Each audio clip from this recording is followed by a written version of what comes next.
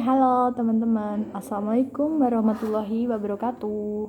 Perkenalkan, nama saya Cici Prasetyo Murdani dari mahasiswa Akbid Mulia Madani Yogyakarta. Nah, saya di sini mau memberikan sedikit informasi atau materi mengenai yang pertama tentang anatomi, fisiologi, organ reproduksi wanita. Nah, yang kedua mengenai proses terjadinya kehamilan. Nah, di sini saya juga membuat video ini buat memenuhi tugas perkuliahan saya dari mata kuliah asuhan kehamilan yang diampu oleh Ibu Yulia Adisti. Masuk ke materi yang pertama mengenai anatomi fisiologi organ reproduksi wanita. Nah, untuk para wanita ini kalian harus perlu banget menjaga organ reproduksi kalian ya. Nah, langsung saja. Di sini materi yang pertama, organ reproduksi wanita. Dia terbagi menjadi dua bagian.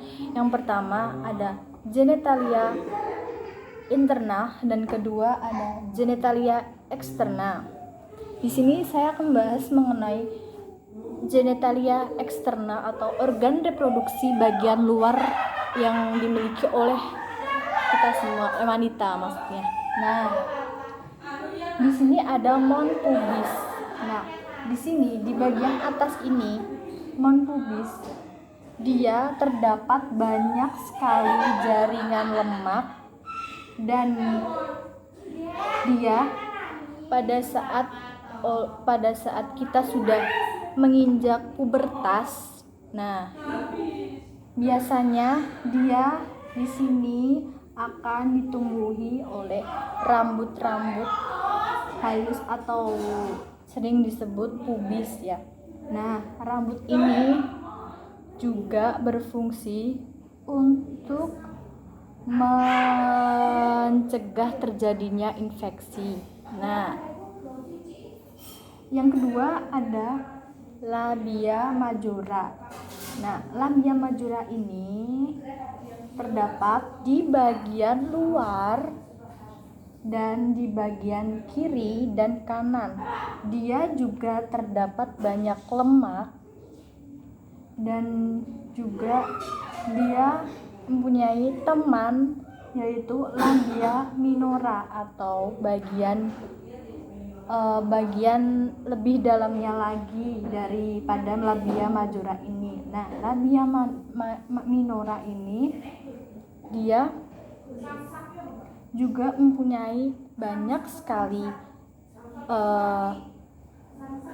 selaput darah dan juga jaringan, dan dia juga mempunyai saraf-saraf di bagian kanan dan kirinya juga.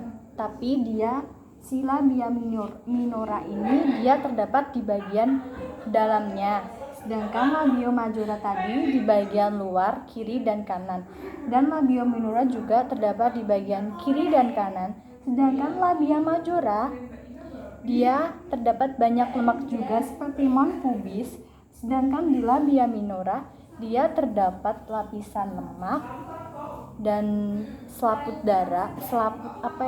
peredaran buat darah, dan dia juga mempunyai saraf.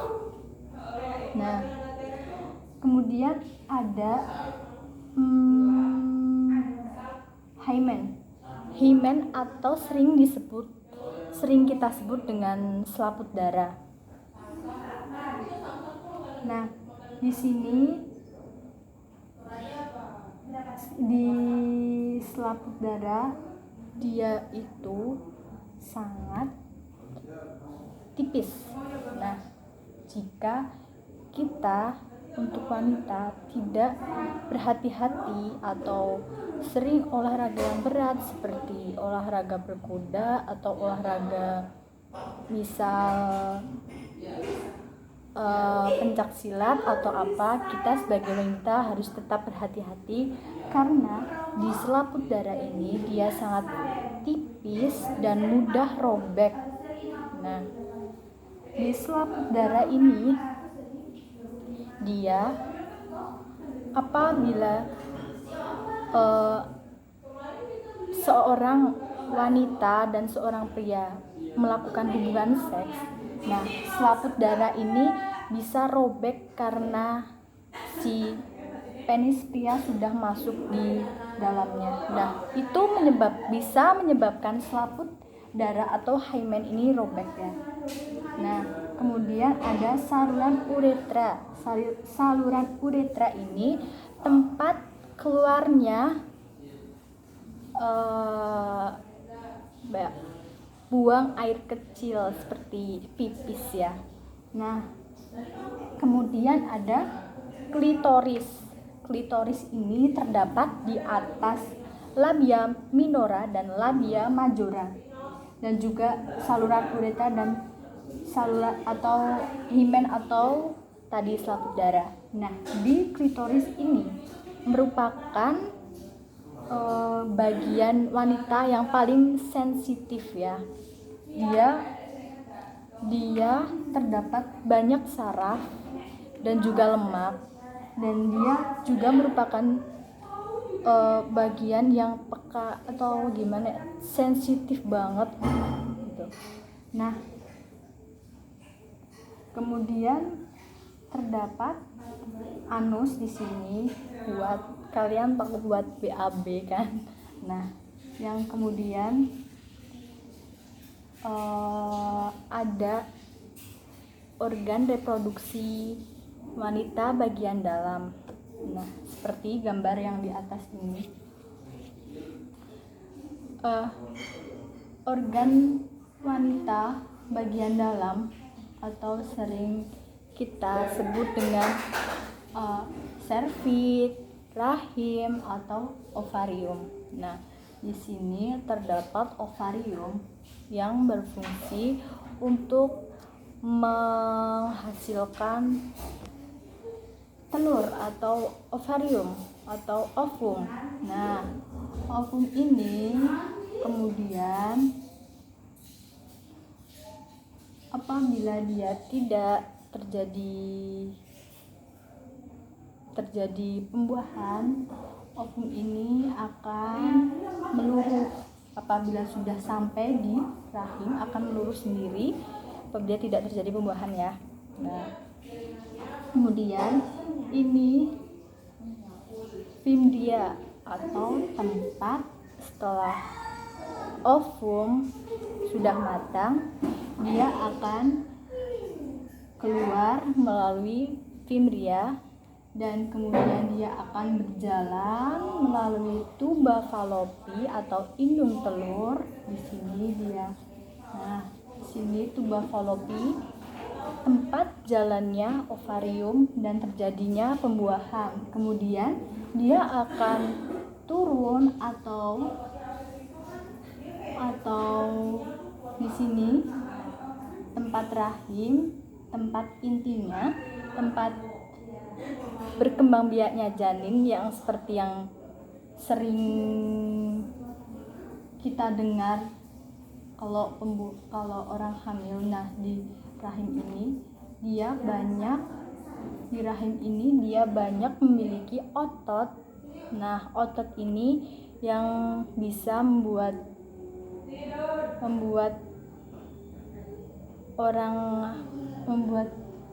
bisa melebar. Nah, otot ini bisa melebar seperti kalau orang hamil.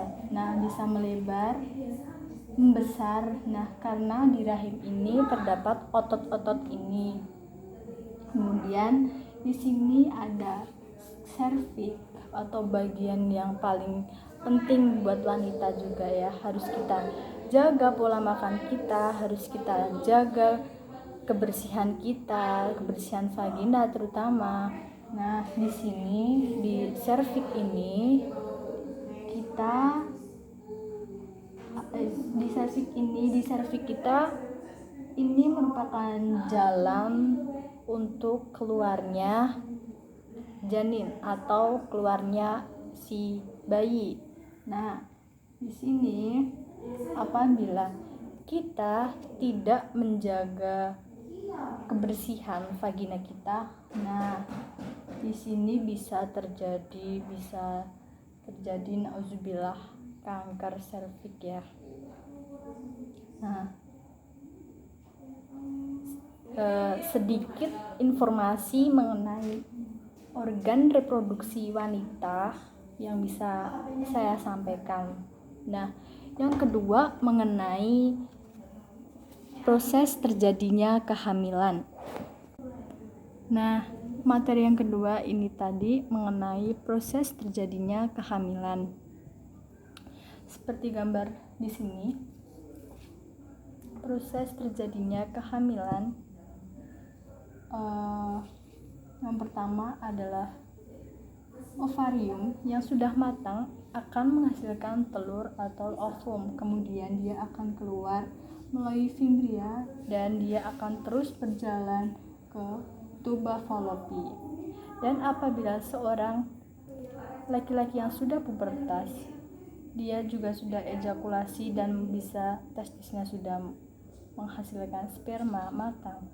Dan apabila dia sel sperma tersebut masuk di vagina perempuan, dan tentu saja yang masuk itu tidak hanya satu sel sperma saja.